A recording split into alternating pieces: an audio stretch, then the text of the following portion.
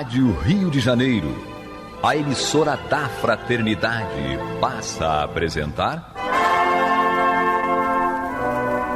Luz na Penumbra, programa que leva ao seu coração a mensagem da doutrina espírita.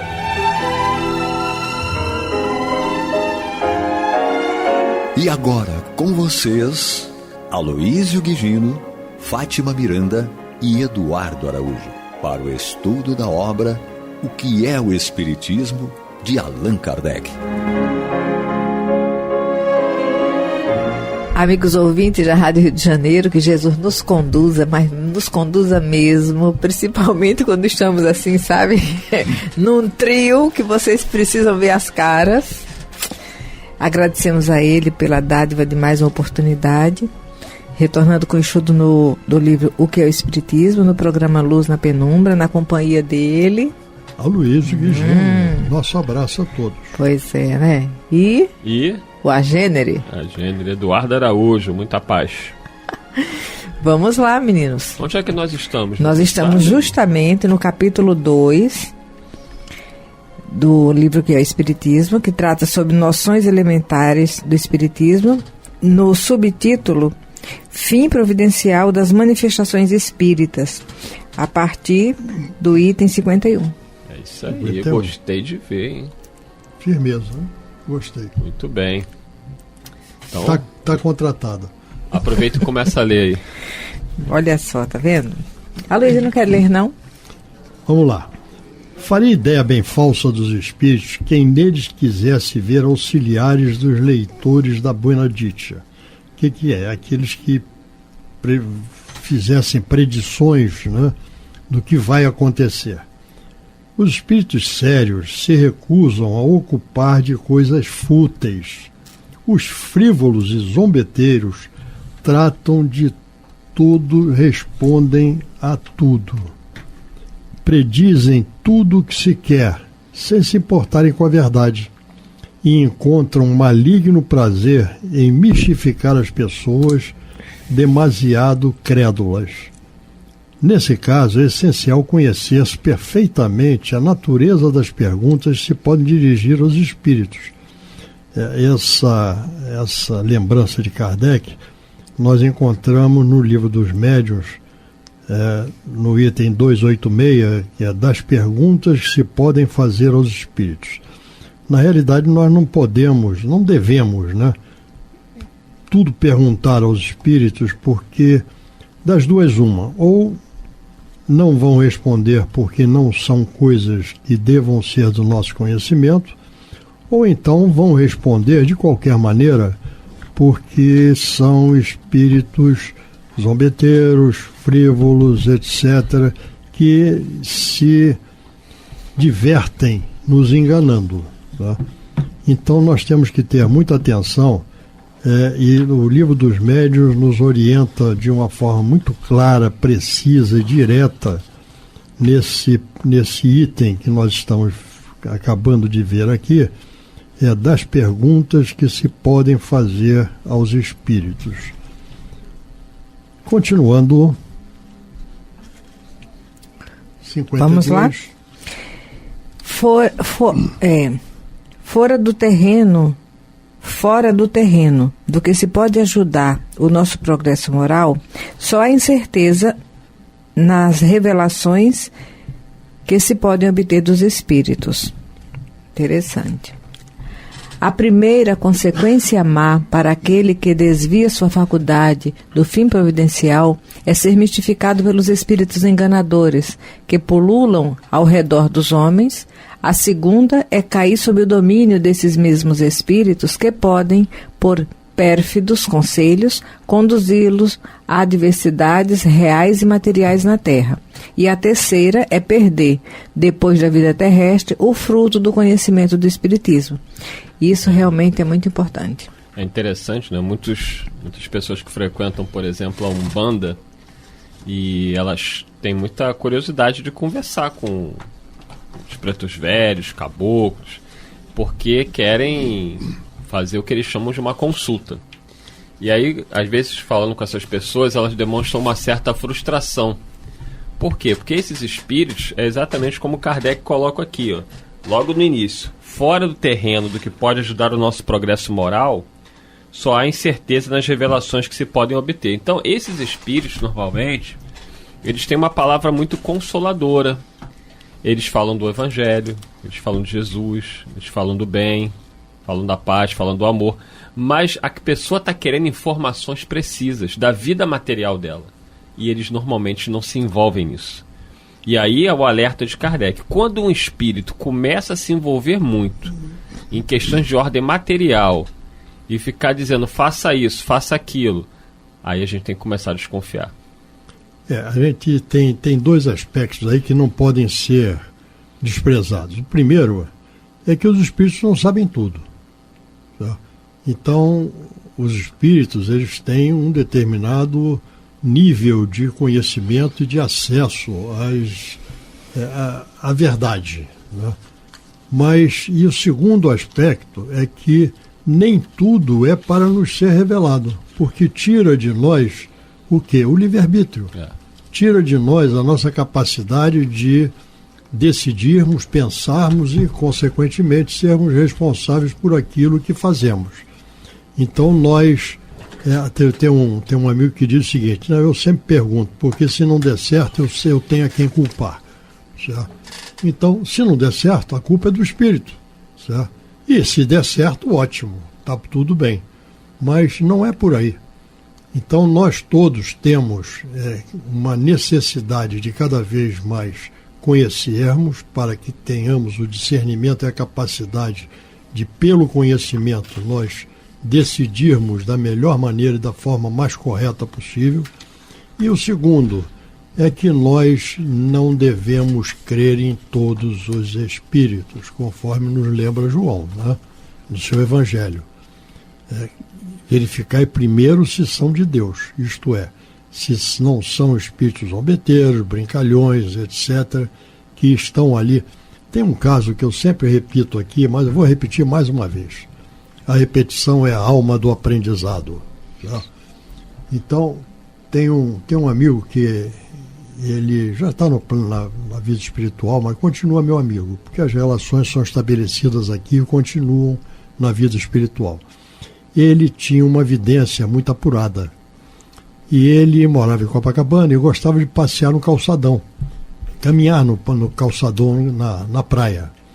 E ele dizia, e encontrávamos muito, hoje em dia já é mais raro, mas encontrava muitos médiuns sentados em frente a uma mesinha com umas imagens, umas fotos, umas flores, etc., e um banquinho para aquele que desejasse fazer alguma consulta aos espíritos. E quando ele passava e via alguém sentado fazendo alguma consulta, ele via ao redor daqueles que ali estavam espíritos se dobrando de rir, certo? Porque estavam promovendo informações que causavam muitas vezes um temor, um medo, certo? Assustavam aquele que estava perguntando. E eles se divertiam com isso. Certo? Então, qual é o valor dessas informações que estavam sendo transmitidas? Eu diria que é nenhum ou quase nenhum. Certo? Então, nós aprendemos no Livro dos Médiuns as perguntas que nós devemos fazer aos espíritos. Certo? E vamos nos ater àquelas, como lembra Kardec, fora do terreno do que se pode ajudar no nosso progresso moral. Só há incerteza nas revelações que se pode obter dos espíritos. Numa conversa, né, no atendimento de orientação espiritual com uma pessoa, esse companheiro com problema no trabalho, com a incerteza se iria ficar desempregado ou não, e na expectativa de conseguir algum outro trabalho, conversando com um espírito, eu acompanhei a conversa, e o espírito falou várias coisas, falou da fé, da confiança em Deus, tal. Mas é evidente que ele queria saber o seguinte: eu vou conseguir outro emprego? Para onde que eu vou? Eu vou ficar aqui, eu vou para lá? E o espírito falou o seguinte para ele, falou assim: meu filho, eu sei que você gostaria de uma resposta mais efetiva, direta, mas não é, o meu papel aqui nesse momento. O que eu posso te dizer é que você continue cumprindo com as suas obrigações, confie, porque o que tiver que ser, será. Nós estamos do seu lado, estamos acompanhando, sabemos das suas dificuldades, mas como quem diz, olha, é a sua prova. Confia que você não está desamparado. Mas dizer para você se você vai para lá, se você vai para cá, não é o nosso papel. Nós somos muito imediatistas, né? E aí você estava falando, eu estava me lembrando aqui de uma orientação que Abigail deu a Paulo de Tarso, né? Na realização do seu trabalho. Ela diz o seguinte, 4 coisinhas só que ela lembra. Trabalha, confia, espera e perdoa. Quando nós adotamos essas 4 posturas, certo? As coisas se resolvem. Certo? Trabalha, confia, espera e perdoa. As coisas não são de imediato como nós gostaríamos que fosse. Nós temos que confiar que nós somos amparados desde que nós nos dediquemos a buscar efetivamente, nos empenhemos a buscar e alcançar aquilo que nos é necessário, certo? E vamos também, finalmente, o perdoar, porque é uma forma de nós nos amarmos e com isso caminharmos juntos. Enquanto vocês estavam conversando, eu estava refletindo justamente na abordagem quando ele diz que fora do terreno, do que pode ajudar o nosso progresso moral. Então, é essa a diferença que a doutrina espírita precisa trazer à nossa vida. É cumprir a proposta de Jesus de nos revelar sobre essa verdade maior que é Deus e o nosso objetivo nessa evolução, não é? Então, quando nós temos o conhecimento da doutrina, ou pelo menos participamos de grupos de estudo, estamos tendo a oportunidade desse esclarecimento, precisamos valorizar mais essa encarnação e esses momentos de aprendizado uns com os outros. Por quê? É quando ele diz que a primeira consequência má, né, é justamente perder o fim providencial, porque os espíritos mistificadores, eles vão aproveitar essas falhas nossas para se deleitarem. Então a gente fica refletindo. Quando a gente começa a estudar de verdade a doutrina espírita, a gente já não tem mais curiosidade de fazer certas perguntas vãs, né? E nós vamos... Sinceramente, o que eu fui na outra encarnação, o que eu deixei de ser, como é que está meu familiar, eu tenho certeza, eu tinha um amigo que dizia assim, sempre que parte alguém, seja amigos, pense que ele está bem. Não fique indagando se ele está mal, se não está. Pense que ele está bem porque Deus é bom. Onde ele estiver, ele está bem assistido. Ore para que ele seja receptivo a esse bem maior que o cerca. E com isso a gente vai se educando para não ficar nessa curiosidade que não nos leva a esse aperfeiçoamento moral que é o objetivo da doutrina espírita. O segundo é cair sob o domínio desses mesmos espíritos que vão se locupletar. É a tal coisa, quem gosta muito de falar da vida dos outros, eles já sabem qual é o ouvido mais acessível quando ele quer espalhar maledicência, não é? E o terceiro é justamente perder, depois da vida terrestre, o fruto do conhecimento do Espiritismo. É por isso que o Eurípides Passanufo, na sua mensagem, ele fundou o Hospital Esperança, ele fala da condição dos espíritas que estão chegando ao retorno à condição de espíritos desencarnados em estado de perturbação, porque é um tesouro muito valioso para nós espíritos estarmos encarnados no planeta Terra nesse momento, com acesso a informações que podem modificar nossa vida para o bem, nos dá a oportunidade de buscar valores que dá qualidade de vida e nós desencarnarmos ainda atrelados ao umbigo das viciações. Gostou? Gostei do umbigo das viciações. Eu também sabia que você ia gostar dessa frase. É isso aí. Vamos nós, dando continuidade. Item 53. Isso. As manifestações não são, pois, destinadas a servir aos interesses materiais. Sua utilidade está nas consequências morais que delas dimanam. Não tivessem elas, porém, como resultado senão fazer conhecer uma nova lei da natureza, demonstrar materialmente a existência da alma e a sua imortalidade. E já isso seria muito, porque era largo caminho novo aberto à filosofia. Então, mais uma vez, mais um item em que Kardec enfatiza que as manifestações não são, pois, destinadas a servir aos interesses materiais. Isso não quer dizer que os espíritos não nos ajudem nos interesses materiais. Eles ajudam. Eles só não vão fazer por nós e nem dizer para nós o que nós devemos fazer. Como disse o Aloísio, a ninguém faria mais nada. Todo mundo ia querer consultar os espíritos para saber se vai para um lado, se vai para o outro, se pede demissão, se não pede, se vai para cá, se vai para lá. Ninguém ia ter mais a iniciativa de agir. Mata o livre-arbítrio. Mata o livre-arbítrio, né? Você ia ficar dependente dos espíritos para tomar qualquer decisão na sua vida. E não é por aí. Então os espíritos, eles ajudam, mas eles ajudam silenciosamente. Orientam, né? Orientam. Nos mostram caminhos. Por exemplo, você quer muito... vamos pegar um caso clássico que eu vivi. Chegou uma senhora na casa espírita, foi para atendimento fraterno, eu atendi.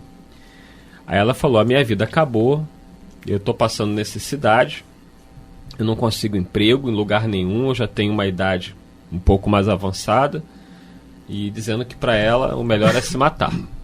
Disse que já tinha tentado e tal, e que ela não aguentava mais viver essa vida. Aí eu falei com ela o seguinte, falei, olha, vamos fazer uma coisa? Me dá uma semana aí, não se mata por enquanto não. Segura, vamos ler o Evangelho, vamos orar, porque a espiritualidade está aqui nos ouvindo. Sabe da sua necessidade. Então eles não vão desamparar. Eles vão nos dar algum caminho para você buscar uma solução. Vamos pensar juntos, tal. Ela se acalmou, aí riu, brinquei com ela se acalmou, falei, vamos confiar, vamos esperar um pouco. Passou, não sei se 1 ou 2 semanas, ela chegou na casa e falou o seguinte, que recebeu uma ligação, olha que coisa, e uma secretária falou, a senhora é fulana de tal? Sou. A senhora está trabalhando ou a senhora ainda está disponível? Aí ela, estou disponível. Aí ela falou assim, não, é porque é o seguinte, uma coisa até estranha. Eu estava aqui limpando as gavetas do escritório e jogando documentos fora. E eu achei um currículo da senhora aqui. E a senhora se encaixa perfeitamente no que a gente está precisando. Aí você vê a atuação dos espíritos, claramente. Então eles ajudam na questão material? Ajudam.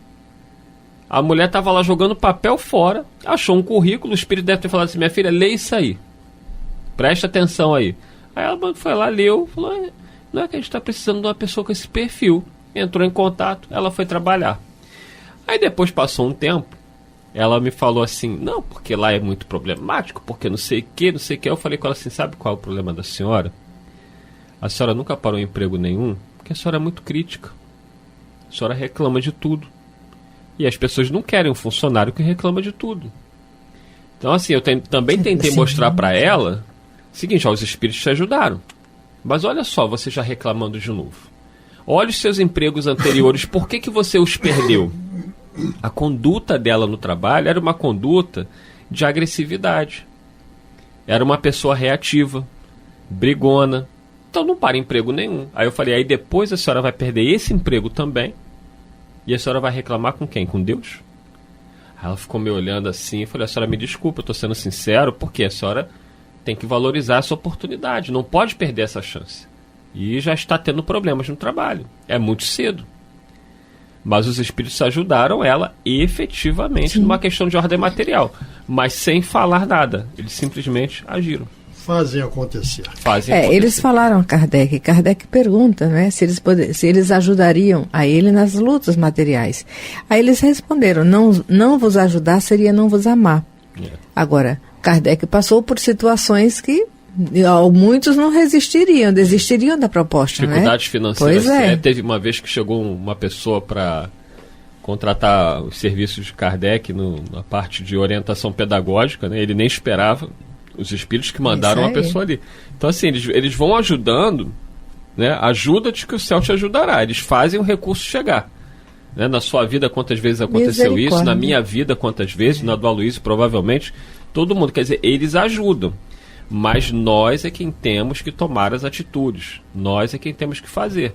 Quando você vai num lugar e a pessoa te diz, não, eu vou te arrumar um emprego, desconfie. Pode acontecer? Até pode. Mas a que preço? O envolvimento com espíritos negativos, perigosos, entendeu? Essas influências existem? Existem. Né? Pessoas que contratam serviços de determinados espíritos normalmente são enganadas.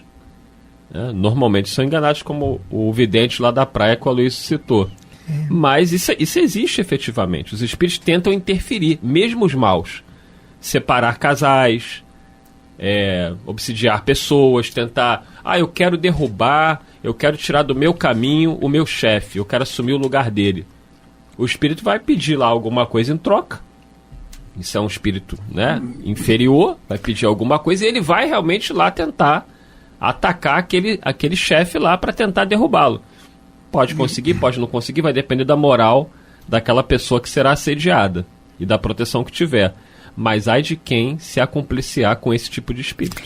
No livro dos Espíritos, a gente tem uma afirmativa muito clara, certo? Que os espíritos influenciam os nossos pensamentos e atos muito mais do que nós imaginamos.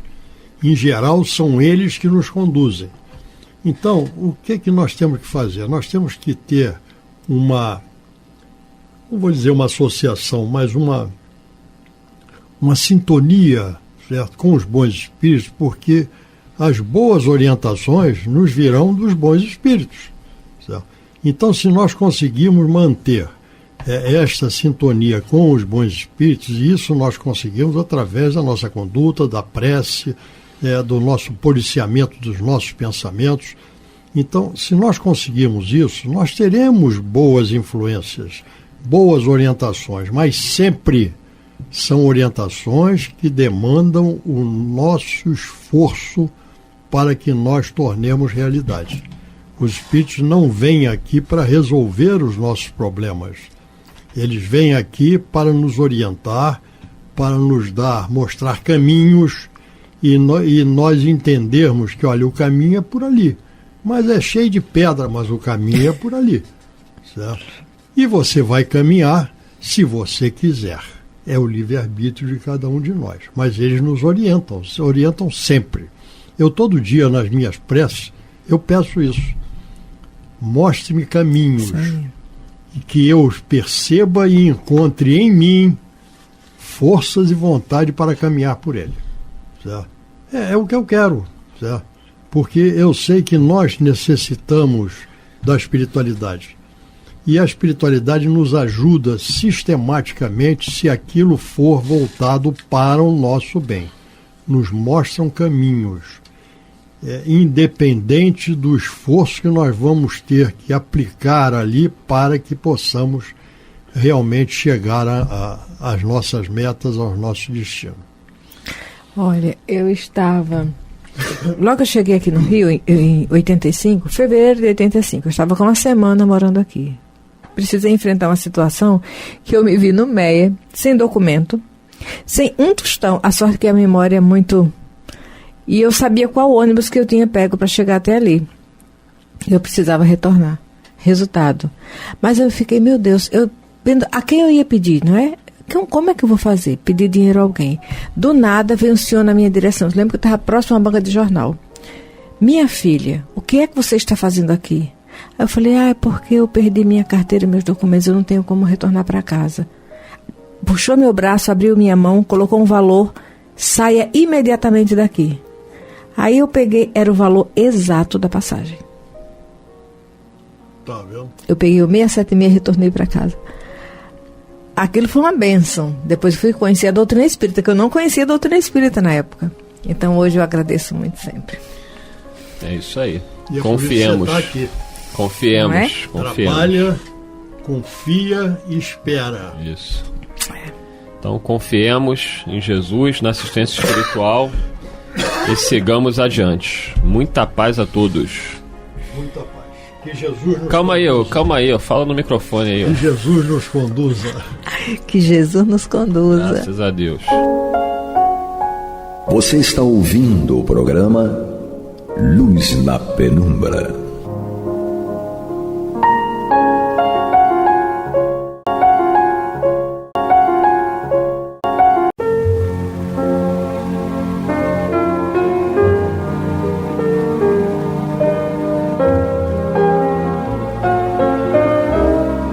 A Rádio Rio de Janeiro está levando ao seu lar e ao seu coração a mensagem consoladora da doutrina espírita, através do programa Luz na Penumbra. E agora com vocês, Bill Fabiano e Renato Souza, para comentar os textos da Revista Espírita de Allan Kardec no período de 1859 a 1869.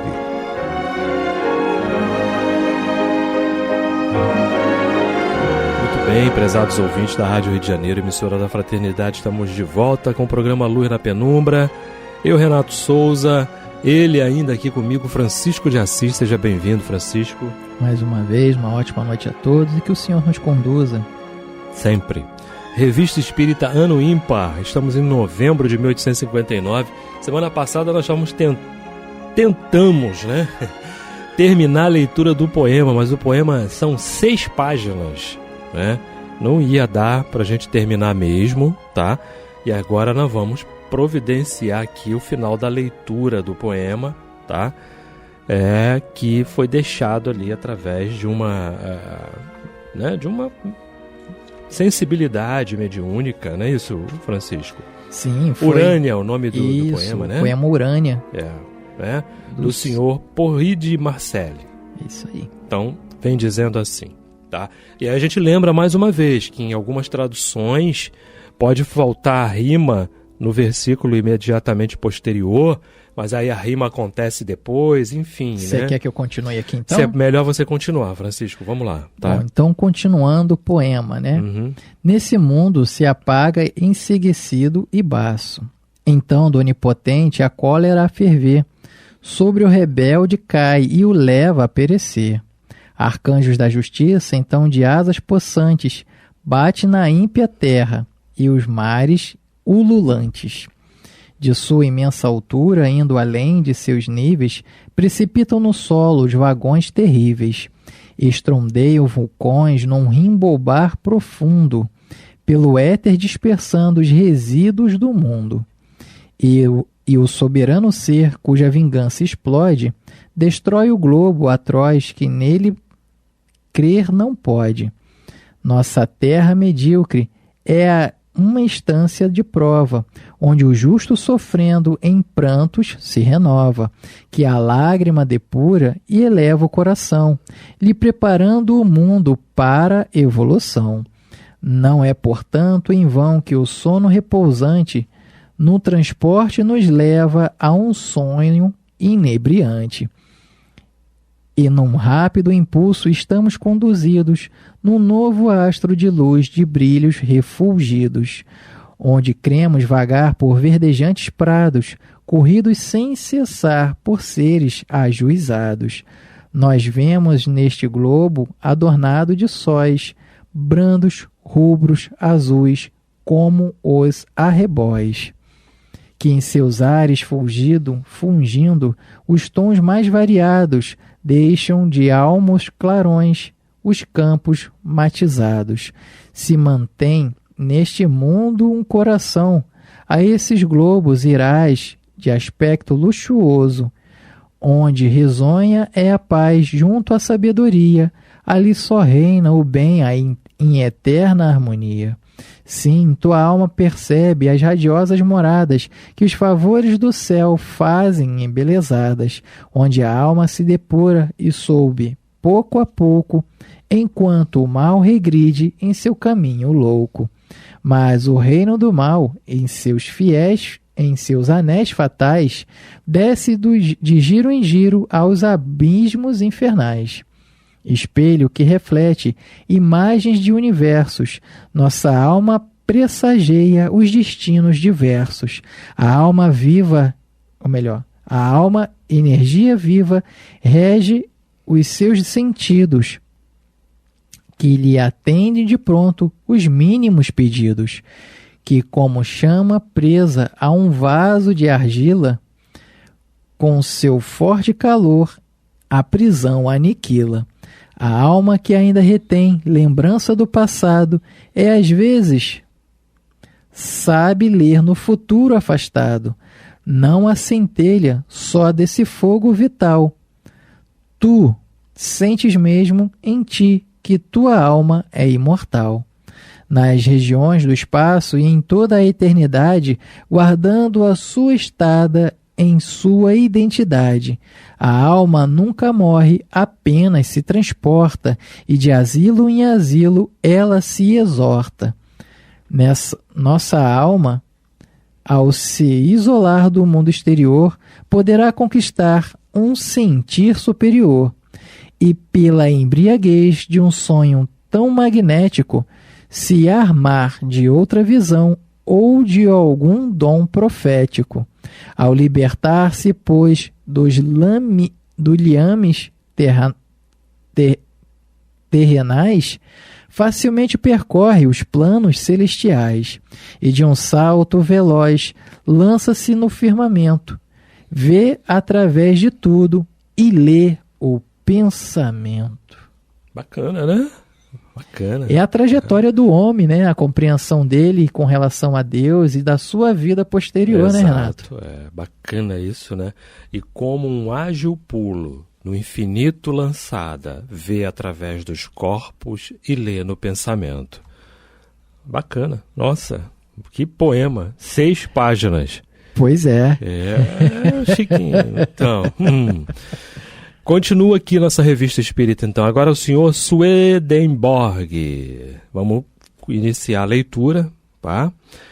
Dá um descanso ali para a garganta do nosso querido Francisco. Vamos chegando. Vamos lá.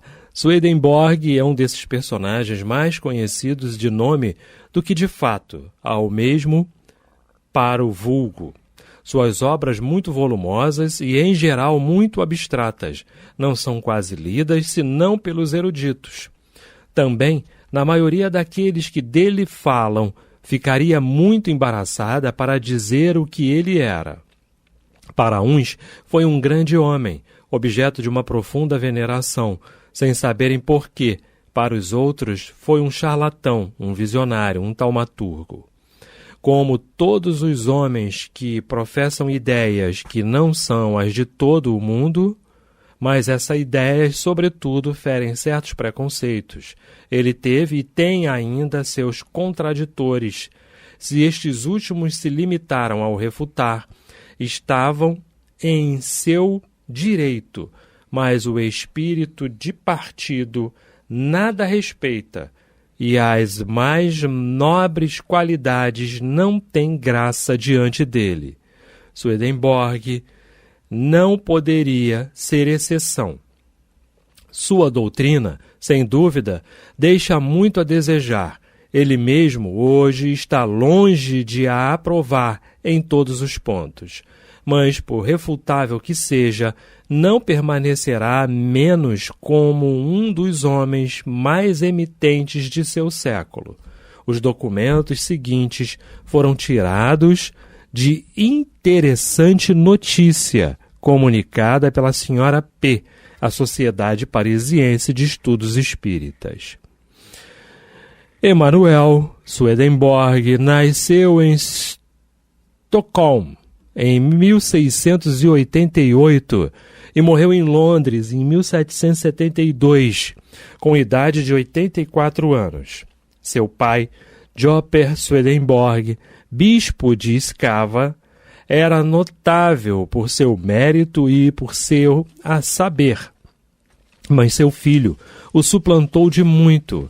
Ele o sobrepuja em todas as ciências e, sobretudo, na teologia, na mecânica, na física e na metalurgia. Sua prudência, sua sabedoria, sua modéstia e sua simplicidade lhe valeram a alta reputação da qual goza ainda hoje. Os reis o chamaram em seus conselhos. Em 1716, Charles XII, né? 12. O nomeou assessor ao Colégio Metálico de Estocolmo. A rainha Ulrike o tornou nobre e ele ocupou os postos mais honrosos com distinção até 1743. época em que teve a sua primeira revelação espírita. Tinha então a idade de 55 anos e se demitiu, não querendo se ocupar, senão, de seu apostolado e do estabelecimento da doutrina da Jerusalém Nova. Eis como ele mesmo conta a sua primeira revelação. Opa, e aí ele vem contando agora a primeira revelação que ele teve, né? Abre aspas, eu estava em Londres, onde jantei muito tarde, em minha estalagem ordinária, onde reservaram um quarto para ter a liberdade de nele meditar à vontade. Eu me sentia pressionado pela fome e comi com bom apetite. No fim do repasto, percebi que uma espécie de nevoeiro se derramava sobre os meus olhos e vi o soalho de meu quarto coberto de répteis horrendos, tais como serpentes, sapos, lagartas e outros. Fui tomado tanto mais que as trevas aumentavam, mas logo elas se dissiparam. Então vi claramente um homem no meio de uma luz viva e radiante, sentado num canto do quarto. Os répteis haviam desaparecido com as trevas. Eu estava só. Julgai o pavor que se apoderou de mim, quando o ouvi pronunciar distintamente, mas com um tom de voz bem capaz de imprimir o terror. Não coma tanto. A essas palavras, minha vista se obscureceu, mas se restabeleceu pouco a pouco, e me vi só no meu quarto. Ainda um pouco assustado com tudo o que vira, tornei com pressa à minha casa, sem dizer nada a ninguém do que me tinha acontecido. Ali entreguei as minhas reflexões e não concebi que isso fora o efeito do acaso ou de alguma outra causa física. Opa, até aqui, né? Ele dá uma explicação que para ele era pertinente, né, Chiquinho? Era suficiente, que era né? Suficiente, E ele tomou também aqui um conselho, né? Uhum. Não comas tanto. E aí? Não é? Olha o comportamento que nós temos que ter, né? Perante a nossos hábitos. Né? Temos que educar nossos hábitos, temos que vigiar nossos excessos. Tudo isso, né? Os excessos que nós tomamos. Tem uma frase em Regras de Saúde que André Luiz fala a respeito da alimentação, né? Coma pouco, né? Eu vou procurar ela aqui na íntegra, mas ele fala exatamente isso, pra gente comer pouco, porque a gente deve comer somente o suficiente. Sim, sem extrapolar, né? Tudo que excede faz mal. E aí vira obsessão, com certeza. E ele continua, Chiquinho. Na noite seguinte, o mesmo homem, radiante de luz, se apresentou ainda diante de mim e me disse: eu sou Deus, o Senhor, Criador e Redentor, e te escolhi para explicar aos homens o sentido interior e espiritual da Escritura Santa. Eu te ditarei o que deves escrever. Vamos lá. Dessa vez não fiquei muito assustado, e a luz, embora viva e resplandecente, da qual estava cercado, não produziu nenhuma impressão dolorosa sobre os meus olhos. Ele estava vestido de púrpura, e a visão durou um bom quarto de hora. Na mesma noite, os olhos do meu homem interior foram abertos e dispostos para verem no céu, no mundo dos espíritos e nos infernos, e encontrei por toda parte várias pessoas de meu conhecimento, algumas mortas há muito tempo, outras há pouco. Desde esse dia, renunciei a todas as ocupações mundanas para não trabalhar senão nas coisas espirituais, para me conformar à ordem que para isso recebera. Frequentemente me ocorreu, na continuação, ver os olhos do meu espírito abertos e de ver em pleno dia o que se passava no mundo e de falar aos anjos e aos espíritos como falo aos homens. Tem muita coisa aí para a gente desvendar nesse texto, né? Um dos pontos fundamentais da doutrina de Swedenborg repousa sobre o que ele chama, né, as correspondências. Segundo ele, o mundo espiritual e o mundo natural estão ligados entre si, como o interior e o exterior, e disso resulta que as coisas espirituais e as coisas naturais fazem uma, por influxo, e que há entre elas correspondência. Eis o princípio, mas o que deve entender por essa correspondência e esse influxo é o difícil, né, de compreender. Ele fala de uma relação aqui, né, entre o mundo espiritual e o mundo natural, que estão ligados entre si. E aí, poxa, mundo espiritual e mundo natural, como definir isso, né, Francisco? Porque inicialmente, nessa concepção de Swedenborg, seriam mundos diferentes, o que na realidade não é. Em outros programas anteriores, nós falamos de um mundo sobrenatural, que na verdade é o mundo normal. O mundo espiritual junto ao mundo material são um só, mas nós ainda temos essa dificuldade de visualizá-lo por completo. Então, deve-se a isso que ele coloca essa separação, o mundo natural e o mundo espiritual. Exato. Né? A terra, diz Swedenborg, corresponde ao homem. Os diversos produtos que servem para alimentar os homens correspondem a diversos gêneros de bens e de verdade, a saber, os alimentos sólidos a gênero de bens e os alimentos líquidos a gênero de verdades. A razão corresponde à vontade e ao entendimento que constituem o mental humano. Os alimentos correspondem às verdades e às falsidades, segundo a substância, a cor e a forma que apresentam. Os animais correspondem às afeições, aqueles que são úteis e dóceis às afeições boas, e aqueles que são nocivos e maus às afeições más. Os pássaros dóceis e belos às verdades intelectuais, os que são maus e feios às falsidades, os peixes, a ciência que tiram sua origem das coisas sensuais, e os insetos nocivos, as falsidades que provêm dos sentidos. As árvores e os arbustos correspondem a diversos gêneros de conhecimentos, as ervas e a grama a diversas verdades científicas. O ouro corresponde ao bem celeste, a prata, à verdade espiritual, o bronze, ao bem natural. Assim, desde os primeiros degraus da criação até o sol celeste espiritual, tudo se liga, tudo se encandeia, por influxo que a correspondência produz. Nossa, que comparações que ele fez, né? Aqui na verdade vai justificando todos os pontos a respeito do que ele tinha sonhado, né? Ele vai colocando uma linha de separação, ele começa a fazer uma correlação. Os animais correspondem às afeições, os úteis e mansos às boas afeições, os nocivos e maus às más afeições, e vai criando uma separação, né? E aí ele vai justificando a respeito da animalidade ao ser divino, espiritual, né? Perfeito. A evolução, não é? É isso aí. A evolução, com certeza. Fomos criados simples e ignorantes, assim como tudo vai evoluir, tudo. Absolutamente tudo vai evoluir. Tudo é lei do progresso. No universo, não é isso? É lei do progresso. Não é?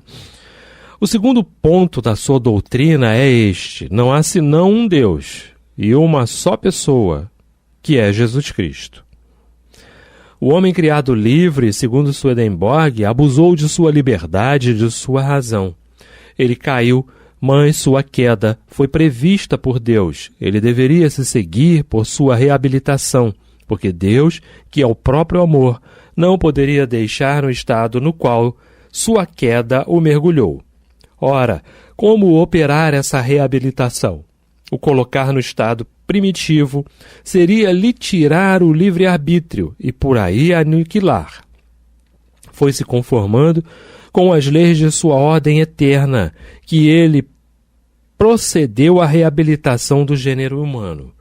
Veio em seguida uma teoria muito difusa dos 3 sóis libertados por Jeová, para se aproximar de nós e provar que ele é o próprio homem. Swedenborg divide o mundo dos espíritos em 3 lugares diferentes: céus, intermediários e infernos, sem, todavia, lhes assinalar os lugares. Depois da morte, diz ele, se entra no mundo dos espíritos, os santos se dirigem voluntariamente a um dos 3 céus e os pecadores a um dos 3 infernos, de onde não sairão jamais. Essa doutrina desesperante anula a misericórdia de Deus, porque lhe recusa o poder de perdoar aos pecadores surpreendidos por uma morte violenta ou acidental. Aí temos coisas a comentar, né, Francisco? Por exemplo, né, quando nós vamos fazer o estudo do livro Céu e Inferno, Allan Kardec vai colocando pontos e pontos em contradições, né? Ele primeiro explica a ideia do consenso geral ou do consenso que se tinha da época, e ali ele vai contrapondo a questão da misericórdia, do perdão, da progressão, porque a palavra-chave é progressão. Porque se o espírito não progride, quem não o permite progredir é Deus. E uma vez que Deus não permite a um dos seus filhos evoluir, alcançar um estado mais evoluído, torna-se então Deus imperfeito, porque ele não tem por si completa bondade. E a misericórdia fica onde? Exatamente. Aí a concepção, não é? Nós não podemos ter esse julgamento de Deus de forma nenhuma. É igual para todo mundo, tá? O próprio livro Céu e Inferno traz os esclarecimentos a respeito disso aí. É uma questão de você se posicionar diante daquilo que você fez, né? Com certeza tudo de bom que você fez vai te servir de amparo, vai te servir de auxílio. Sim, é luz para você dar continuidade. Mas aquilo que você fez de errado, não é? Equivocadamente, não é? Sabendo ou não sabendo, por ignorância ou não, tá? Você vai ter oportunidade de fazer diferente, tá? Sabendo ou não. Não sabia tem um peso, sabia tem outro peso. Mas você vai ter oportunidade de fazer. E aí conceber um Deus que permite que um venha para cá, né? Um filho nasça aqui numa cadeira de rodas, totalmente sem liberdade nenhuma, e o outro andando, pulando, correndo, falando e tudo mais, e depois que desencarna tá tudo certo, depois que morre tá tudo certo, é isso aí? Não faz sentido, não é? Que Deus seria esse? Não faz o menor sentido, né, isso, Chiquinho? E é importante ressaltar, a gente está contrapondo os pontos que ele foi comentando a respeito da sua doutrina. E nessa última frase ele fala, essa doutrina desesperadora anula a misericórdia de Deus, pois lhe recusa o poder de perdoar os pecadores, surpreendidos por uma morte violenta ou acidental. Nós sabemos que ninguém morre de véspera, não é isso? Então, o que pensar do acaso? O acaso, em nossa filosofia espírita, ele não existe, né? Perfeito. Tudo está organizado, perfeitamente ajustado para o momento certo de acontecer. Sim, com certeza, né? Bom, estamos caminhando para o final do programa, né? A gente vai dar continuidade depois. Eu falei que esse texto do senhor Swedenborg também é um pouquinho longo, extenso, não é? Vamos terminar no próximo programa, tá? Eu só queria lembrar a todos aí do Clube da Fraternidade, tá bom? Vai lá no site da Rádio Rio de Janeiro, radioriodejaneiro.digital, ou no aplicativo Rádio Rio de Janeiro Oficial, tem a aba Clube da Fraternidade, tem todas as informações para você fazer parte, né? Ser um membro desse clube, tá? E continuar ajudando lá a Rádio Rio de Janeiro, tá? Faça seu cadastro. Hoje em dia nós temos a facilidade do Pix, não é? Poxa, uma vez por mês que você faça, e aí a gente toma por base toda essa, né, essa turma, todos esses irmãos que acompanham a Rádio Rio de Janeiro aí para continuar dando essa moral para emissora da Fraternidade. O telefone, que também é o WhatsApp, é o 21 3386 1422, esse é exclusivo do WhatsApp. Não é isso, Chiquinho? É isso aí. Você pode contribuir independente de se tornar um membro, né? Através, como o Renato falou, do Pix, né? Uma doação não necessariamente mensal ou semanal, mas se você sentir vontade, uma espontaneidade ali, você pode fazer a sua doação sem qualquer compromisso, não é isso, Renato? Exatamente, é isso aí. Bom, o programa volta semana que vem. Obrigado, Francisco, mais uma vez. Tá bom? Muita paz a todos. Uma ótima noite a todos, que assim seja.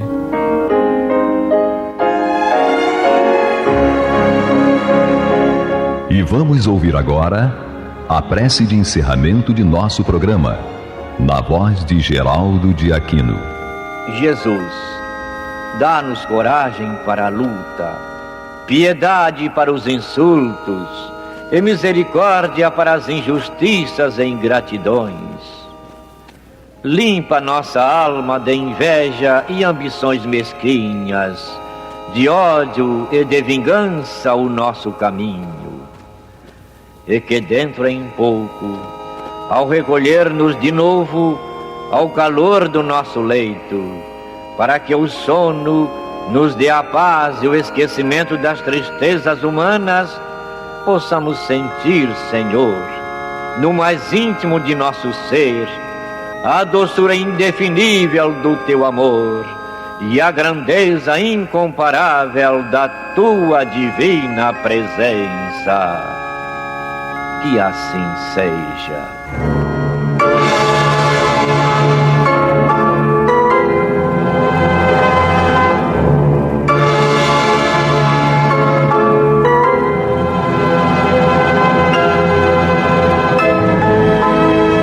Acabamos de apresentar o programa Luz na Penumbra, que voltará a ser apresentado na próxima segunda-feira, às 21 horas, nesta emissora.